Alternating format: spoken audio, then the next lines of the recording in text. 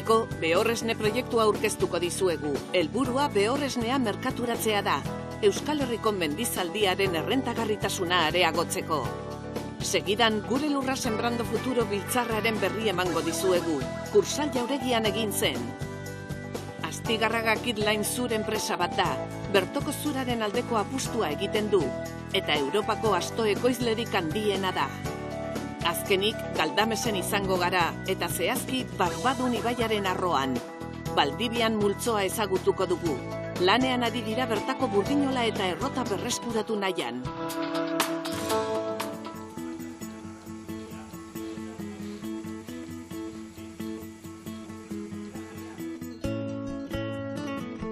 Javier Aizpeoleak 45 urte baino gehiago daramatza abeltzaintzan, eta Piriniar ganaduarekin, ardiekin eta mendiko zaldiekin egiten du lan. Etxaldea Buruagako kontzejuan dauka, Zigoitiko udalerrian. Bertan, ganaduak inguruko belardietan bazkatzen ematen du denborarik gehiena. Zaldi hauek sekulako itxura dute, oso menditarrak dira noski, eta ia ez dute ukuluetan egon behar. Ni etorren nintzen hemen Gasteizera 18 urteaz, lanera lagun gizon batekin, karnizeria, da gero ondorenean handi 2 urtera, hasi nintzen neure kontura, eta hemen eukinuen lagun batzuk utzi zetenak herriko terrenok. Egin duen terreno hauek hartu, landu eta erein, eta ipini ginen aurrena ardiak, eta gero ipini dituen behiak eta behorrak. Eta hirurek alkarrekin larrean, beti eduki dugu zelaiak eta mendiak bastante garbi. Gero nahi nuen saldu neure dendatan haragia naturala eta jakinda ze saltzen nuen. Bokaziozko abeltzaina, mendiko zaldia izan da beti Javierren pasio nagusia. Behorrak ipintzen hasi nintzen, 9-10 urte nuela, eskolako laguntza bat eman zidaten, 6.000 pesetakoa eta 3.000 eskatu nion amai, eta arekin ipini nuen lehenengo behorra, da ondorenen poliki-poliki junaiz egiten gehiago. Ondoren jungea ganadue alden honena egiten, da zaldiak o moxalak zalditako eta saltzen jungea, eta bastante ondo juntzaio. Familiaren arategia Gasteizen dago eta bertan merkaturatzen dute zaldikoen haragiaren parte bat Piriniar aziendaren haragiarekin batera. Gainerakoa Italiara esportatzen dute. Momentu honetan oso harreman ona dauku eta saltzen da oso ondo. Lehen egondi epoko batzuk inon getzuela nahi eta geizki saltzeko, baina momentu hau oso ona da. Eta zaldiako behorra daukena gustora dago jendea orain. Euskal Herriko mendiko zaldia bertoko arraza da eta gaur egun desagertzeko arriskuan dago. Javierrek zaldi arraza honekin egiten du lan eta ahalik eta etekinik gehien lortzen saiatzen da. Halere, badago osagarri erromantiko bat ere, gure abeltzaintza ondare aberatsaren parte baita. Nik uste errazea oso berezia dela, hemen bertako mendietare ondo adaptatuta dau, eta neuri asko gustatu zaitan honetara, askoz gehiago landu dut mejoratzen eta ganadu alden onana edukitzen. Gaur egun, Javierrek Beorresne proiektuan hartzen du parte. Zaldi etxaldeak dibertsifikatzean datza, Beorresnearen balioa handitzeko. Ikusita nuen beste lekuetan egiten zela gazta da esnea ere bai, eta esne garratza ere bai. Eta hortakon gure aldetik gustora indeu lana. Zeratik ikusi dugu hok apoio honekin errez jetxi ditula eta ondo manejau lehizkiela. Baina zenbat kantidade ozeatek lariken hori gerozio ikusi beharko da. Beorresne lankidetza proiektua da eta Beorresnearen balioa handituz zaldi etxaldeak dibertsifikatzea du helburu. Talde operatiboa izaera desberdinetako 7 entitate sektorialek osatzen dute. Izan ere, diziplina anitzeko eta funtzio askoko taldea osatzen baitute. Euskal Herriko mendiko zaldi arrazaren elkartea da Behorresne proiektuaren gidaria. Nerea Ruiz de Azua, Javier Aizpeolea eta Mari Jose Arburu Abeltzainek, Noemi Salazar koordinatzaileak, Euskal Herriko Unibertsitateak eta AAGG kooperatibak osatzen dute lantaldea. Noemi Salazar eta Raúl Rituerto elkarteko presidentea Buruagan izan ziren. Javierre karrera egin zien eta iritziak trukatu zituzten, horietako asko Behorren jesteari buruzkoak. Egia esan, jarduera hau ez da oso ohikoa Euskadin. Behorrak ezinbestekoak izan dira gure baserrietan. Gaur egun ordea desagertzeko arriskuan daude. Behorresne proiektuari esker, egoerak hobera egin dezake. Gaur egun, elkartearen barruan, Euskal Herriko 250 etxalde inguru gaude, 4.000 behor ugaltzailerekin. Egia da, zaldia zindaren unerik onenetako batean gaude. Larratze estentxiboa praktikatzen dugu. Gure zaldi behorrek denborazko ematen dute mendian. Izan ere horrela kudeatzen da lurraldea. Eta horrela lortzen ditugu dauzkagun paisaiak. Etorkizunari begira, hazitarako zentro bat ere sortu dugu. Elkarteak kudeatzen du, eta bertan testatzen ditugu gure abereak. Halaber, apirilean, enkante bat antolatu ohi dugu. Batez ere, aberastasun genetikoa handitzen saiatzen gara. Hori ona baita abeltzainentzat. Zaldi etxaldei euren jarduera dibertsifikatzeko aukera eskaintzea da proiektuaren helburua. Nola, Behorresnea ekoitziz. Emaitzekin, etxaldetan jardutako gidamoduko bat egingo da. Esan bezala, zaldi etxaldei euren jarduera dibertsifikatzeko aukera eskainiko diegu. Eta merkatuan izan daitezkeen aplikazioak aztertuko dira. Balio erantzi handiko produktuak merkatuan sartzeko. Kosmetikako eta elikadurako produktuak izango dira gehien bat, Behorresnea oso koipe gutxikoa baita. Edo halaber, behiesnearen ordezko gisa, alergiak eta intolerantziak dituztenentzat.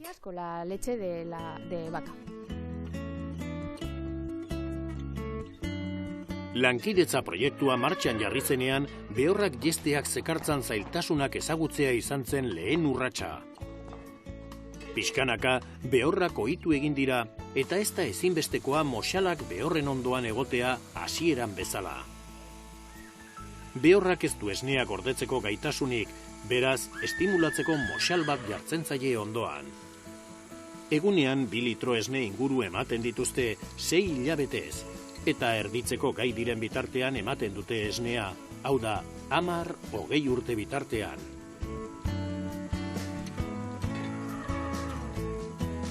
Biltzen den esnearen parte bat Euskal Herriko farmazia eta elikagaien zientzien sailera eramaten da, Lactiker laborategira.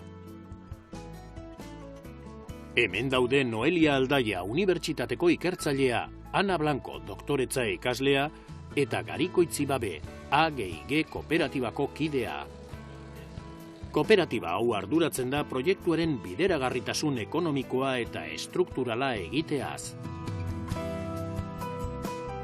Atera ditugun ondorioak izan dira, batez ere, posible dela, esan nahi dut, lehen gai bezala Behorresnea lortzea, posible dela, horretarako, indikan, manejo mota batzuk, eta landu dira, eta aztertu dira, eta ikusi dugu posible dela, zein volumenetan, eta zein kondizionante izango diren, hori lehen gai hori lortzeko, eta beste alde batetik, merkatura aurkeztuta, emaitza horiek merkatura aurkeztuta, ikusi dugu nolabait, behar horiek, merkatuko behar horiek, oso segmentu konkretuak direla, oso nitxo bereziak direla eta behar oso konkretuak direla, nolabait eraldaketa prozesuak garrantzia handi hartzen duela. Ez ekoizpena, ez esnearen ekoizpenak berak, baizik eta gero ze produktu eta ze segmentura bideratuko dugun produktu hori. Lactikerrek egiten du lan animalia jatorriko elikagaien kalitatea eta segurtasun arloan. Eta horri lotutako ikerketa hildo ezberdina dauzkagu. Alde batetik, moxala haragiaren kalitatea, proiektu hau bera, behorresnearen kalitatearen karakterizazioa, eta beste hainbat proiektu ekoizpen estensiboekin lotutakoak. Ana esnea karakterizatzen ari da, horren erabilerak zehaztu ahal izateko, eta behin betiko ondoriorik ezean, baliteke kontsumora edo kosmetiko gintzara bideratzea hainbat formatutan. Egiten ari garen analizien artean, alde batetik konposizio orokorraren analiziak daude, hau da gantza, proteina, laktosa eta estraktu lehorraren kuantifikazioa. Eta beste alde batetik, giza osasunerako onuragarriak diren konposatuetan zentratu gara. Horiek dira, ala nola mineralak, vitaminak, gantz profila, batez ere gantz insaturatuak neurtuko ditugu, eta larretatik datozen hainbat konposatu onuragarri. Eta momentura arte dauzkagun emaitzek esaten digute, esne honen profil nutrizionala onuragarria dela, eta bere kontsumoa giza osasunerako onuragarria izan daitekeela. Behoresne proiektuak abeltzainei lagun diezaieke mendiko zalditik etekina ateratzen. Orain arte, zaletasun hutsez eutsi baitiote arrazari. Horrek salbatu du Euskal Herriko mendizaldia desagertzetik.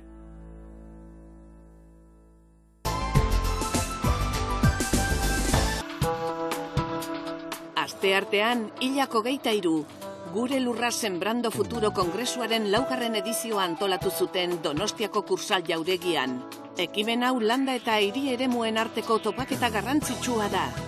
Gipuzkoako Foru Aldundiak antolatuta, aldun nagusiak ireki zuen eta erronka nagusia azpimarratu zuen. Lehen sektoreak dakartzan onurak gizarte osoari helaraztea. Topaketan, hizlari eta entzule ugari izan ziren. Datorren astean izango duzue 2021 urteko Gure Lurraren laburpen zabala.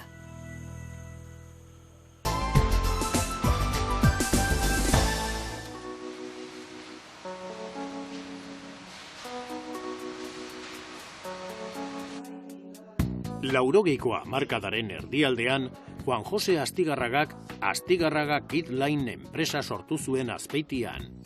Handik gutxira, Itziaralaba batu zitzaion eta hasieratik Frantziara esportatzen zituzten egurrezko astoen fabrikazioa izan zuten jarduera nagusi. Juan Jose zurgina izan zen eta gure mendiei dien atxikimendua enpresaren ezaugarri nagusietako bat izan da, eta oraindik ere bada. Itziarrek eta Jose Juan, Izaskun eta Izaron Ebarrebek eramaten dute enpresa, eta guztiak bat datoz sorrerazko filosofiarekin, Euskal Herriko mendietako zur ziurtatua soilik erabiltzea. Gure aite egurzale bat izen zen bere bizi guztixen, Euskal Herriko basuek eta inguruek oso ondo ezagutze zituen, eta urte hoxetan aukera bat etorri zikon. Zala produktu bukatu bat etie, kabaietie, Frantzireko, eta orduan hasi zen garatzen proiektu industriala. Justu jarraian, gure aizpa Itziar Astigarraga, hasi zen beharekin lanien, eta elkartu zen basoaren eta hemengoaren ezagupena, produktu garapen, innovazio eta diseinuarekin. Astigarraga Kid Line enpresak zirkulua itxi du. Familiaren konfiantzazko lautaldek intxiniz pinuaren zur ziurtatua ateratzen dute Jose Juanek aukeratutako basoetatik. Nire atzean daukagun egurra, hemengo egurra dela. Guk Gipuzkoatik eta Bizkaitikan erosten dugu egur guztia. Oso garrantzitsua da guretzako hemengo egurra kontsumitzea. Zirkulua itxi dute egur guztia Azpeitiko Nuarbe auzoan daukaten zerrategitik pasatzen delako.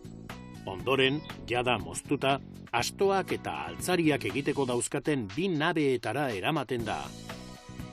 Azpi produktuak saldu egiten dira, baina zati bat eurentzat gordetzen dute biomasarako eta 2 nabeetako kogeneraziorako hain zuzen. Horrela, ez da hondakinik sortzen. zuraren erabileraren arabera, tamaina eta adin desberdinetako pinuak aukeratzen dituzte. Guk gaude orientatuta egur ona erostea. Eta nola gure produktu finala fabrikatzeko egur ezaugarri bat behar dugun, bi eratako egurra erosten dugu. Egur ezango genuka gaztea, eta pixka bat helduagoa dena, espeziala gure zalditsuak fabrikatzeko. Zerrategian moztutako zura aire zabalean lehortzen uzten da 3 hilabetez fabrikazio prozesuan sartu aurretik. Horri esker, egurraren ezetasuna 122 jaisten da, eta lehortzeko makinatik igaro ondoren 115. Momentu honetan gaude gure industrialdeko mobiliario zonan. Lehenengo pasua da egurra rektifikatzea eta egurrona selekzionatzea.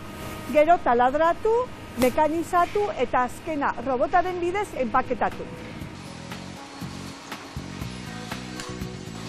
Hemen, beharrezko tamainan eta lodieran ebakitzen dira egurrak eta ertzak landu egiten dituzte fabrikatu beharreko altzarien arabera. Taulak eta listoiak berriro saneatu ondoren, ebakitzeko eta optimizatzeko makinak enbalajeko neurri zehatzak mozten ditu eta dena uzten du mihiztatzeko prest. Ordenagailu bidez dena.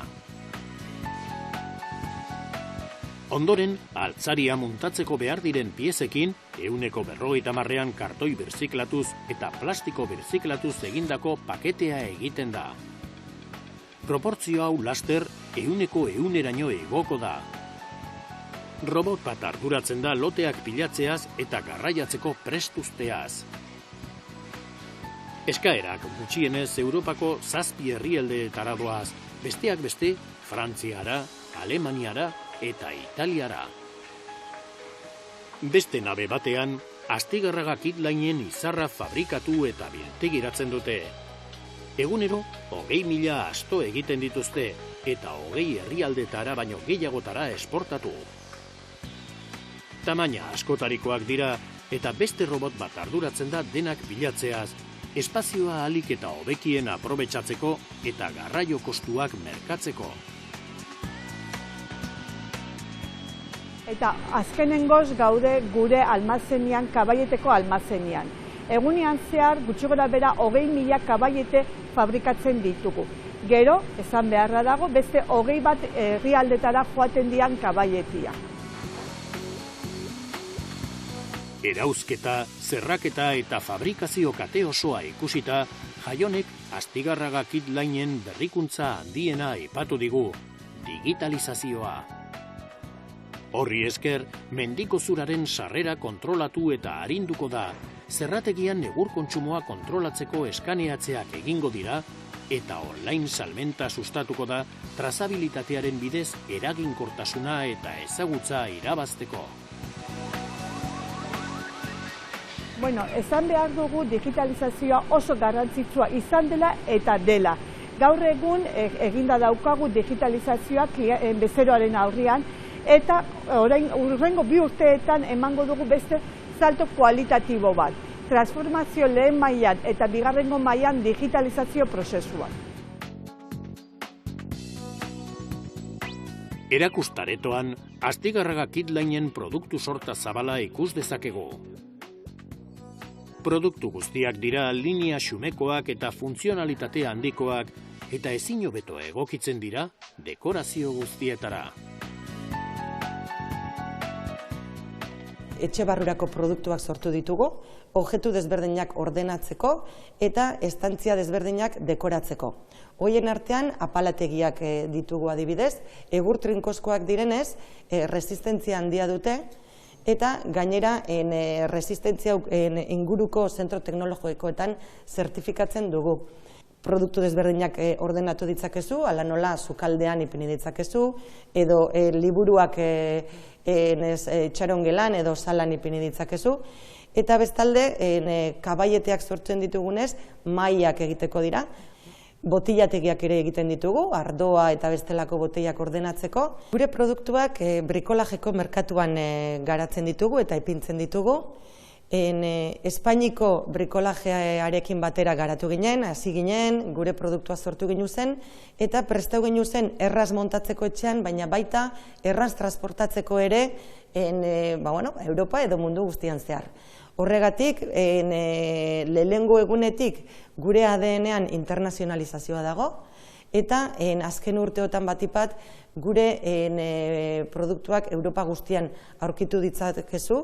Garapen horrekin batera kanal desberdinetara heltzen saiatzen gara, eta horregatik azken urteetan esperientzia bat izaten ari gara baita online kanalean horrek kontsumatzailearena edo eroslearena gehiago gerturatzen laguntzen digu, eta horrek ezagupen handiak ematen digu produktu berria garatzeko, zerbitzu berria garatzeko, eta baita diversifikatzeko ere. Europako asto fabrikatzailerik handienak dira. Egurrezko astoek ziurtagiri ekologikoa dute eta laster enpresako produktu guztiek izango dute. Horrek agerian uzten du Astigarraga Kidlinek gure egurrarekin eta ekoizpen jasangarriarekin duen konpromisoa.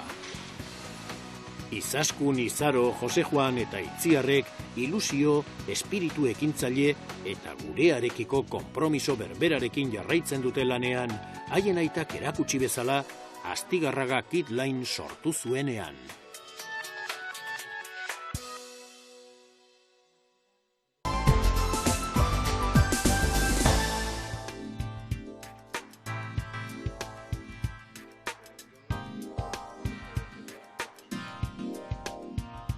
Galdamesko Elbentorro auzoan Baldibian izeneko industria multzo txikia dago, 15. mendean eraikia.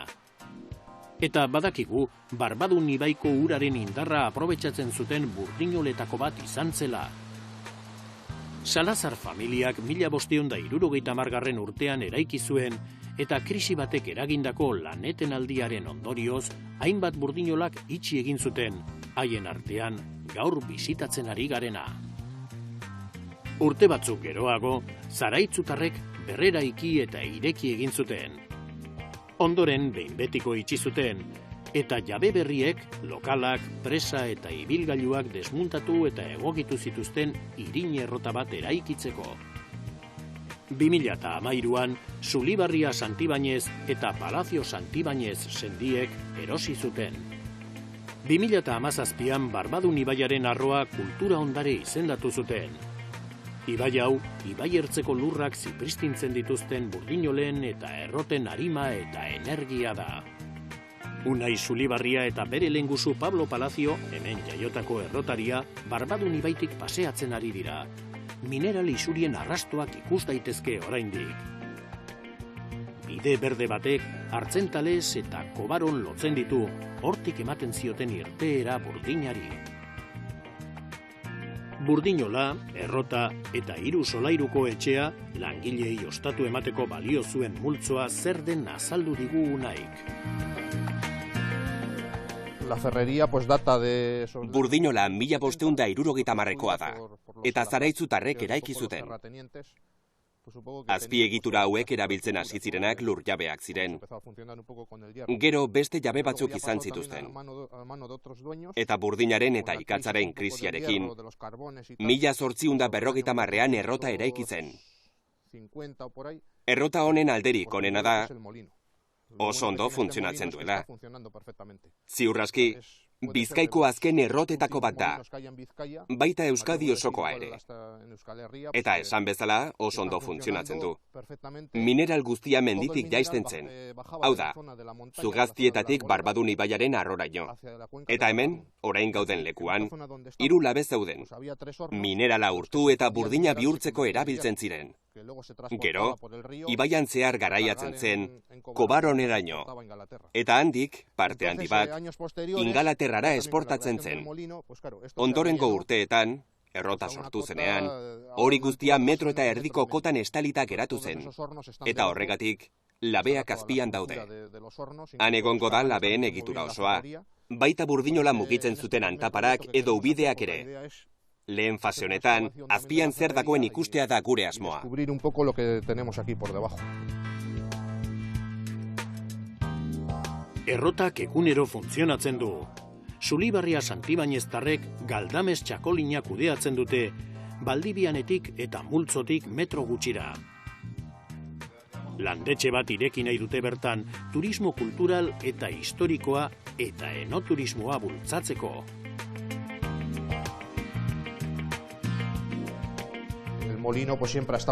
Errota beti egonda txakolinarekin lotuta. Aldameneko lursailetan mahasti bat daukagu. Hortik ateratzen dugu gure txakolina, Errota Zaharra. Bere izenak errotari egiten dio aipu noski. Asmoa da hori guztia berreskuratzea eta enoturismoa azpiegitura hauekin lotzea. Orain, hoietako batean, artoa ehotzen ari gara. Talo egin nahi duen jendearentzat da, edo norberaren kontsumorako ere bai. Eta bestean animalientzako irina ehotzen ari gara. Hemen ditugu uraren sarrerako uhateak irekitzen dituzten kateak. Eta orduan, errota martxan jartzen da.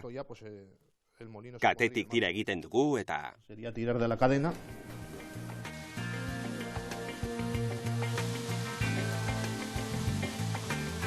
Errotaren erraietan makineria zaharra martxan jarri da.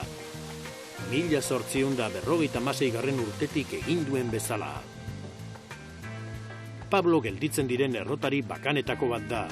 Errotan nola dabilen azaldu digu. Arrabolak badu ardatz bat lehen egurrezkoa zena eta orain burdinazkoa dena. Urak arrabola mugitzen du, hau da, errotarria mugiarazten du. Harri hau finko dago eta bestea biraka dabilena da. Bi harrien arteko tartearen arabera irin lodiagoa edo finagoa egiten dugu. Gero karraka dago. Alea toberatik jaisteko balio du, eta hemen dugu irina, kasu honetan garagarri irina. Gure ama hemen jaio zen. Aitona Balmaseratik etorri zen 2 urterekin eta Sopuertako errotari batekin ezkondu zen. Beraz, biak errotariak ziren, eta nebarreba guztiak hemen hasi gara. Haien nipaino gogorrago lan egin zuten, astoekin lan egitea egokitu baitzitzaien, gurdiekin, artoa biltzen. Nik ordea ez dut horren gogor lan egin, gazteagoa naizenez. Hala ere aspaldi nabil honetan.